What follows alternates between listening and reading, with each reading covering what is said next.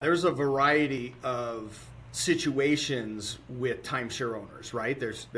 We're pushing 4 million households in the United States of America plus that own timeshares. So there's going to be a lot of different reasons why people want out of their timeshares. I would say the majority of people that want out of the timeshare are people that have discovered over time that what they were told in that timeshare sales presentation at that point in time when they were making the decision to purchase this timeshare and sign that contract, they've discovered those things weren't true. They've discovered that the timeshare is not a good investment. It's not an appreciating asset.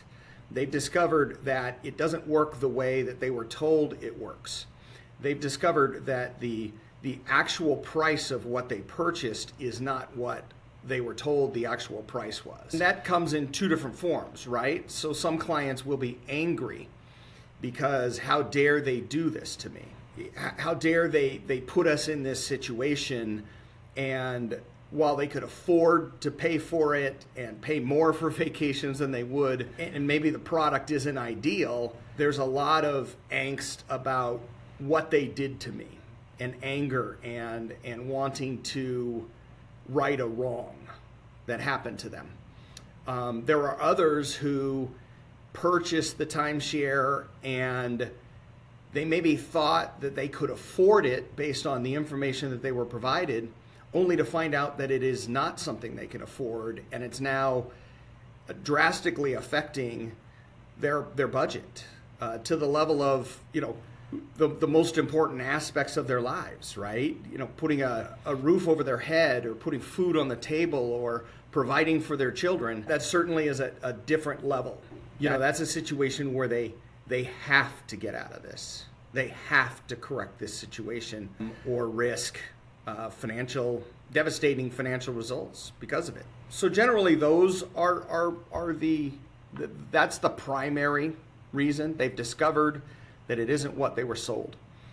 Another reason is, they enjoyed the timeshare. My family we own 2 timeshares, and we certainly didn't buy them for the prices that the timeshare developers sell them for. Being in the timeshare industry, I knew that you would never buy a timeshare from a timeshare company. There are probably 3 million people in the United States, 3 million families in the United States of America that would gladly give it to me or sell it to me for pennies on the dollar. So we didn't pay the exorbitant prices that the timeshare companies charge for the timeshare. But we enjoy the timeshares, we utilize them, and with 3 children, they make sense for us to have a 1-bedroom, 2-bedroom, or 3-bedroom condominium on vacation, as opposed to 2 or 3 hotel rooms with an adjoining door and all the challenges associated with that. There are people who have enjoyed the timeshare, but as time has a way of doing it, things change, and there's no kids in the house, and they vacation in a different manner, or for health reasons they can't vacation any longer.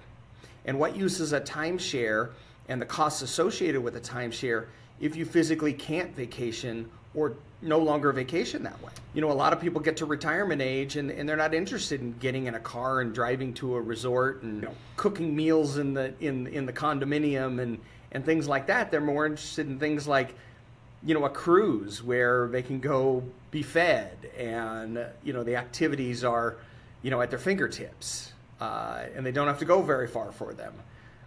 In some instances maybe they have health issues and they have a new hip, and getting on an airplane and flying to a resort is not in the cards. People grow out of timeshares, and they're no longer valuable to them, and they're not using it.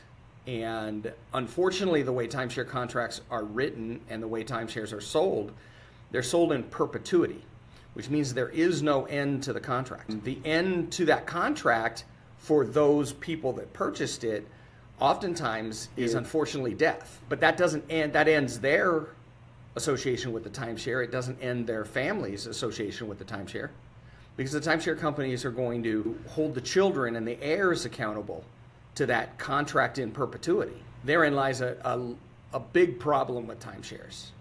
It's sold that perpetuity is a good thing, and you can will this to your children. But kids nowadays, the younger folks nowadays, even, slightly younger than myself, this isn't how they vacation. They don't vacation in timeshares.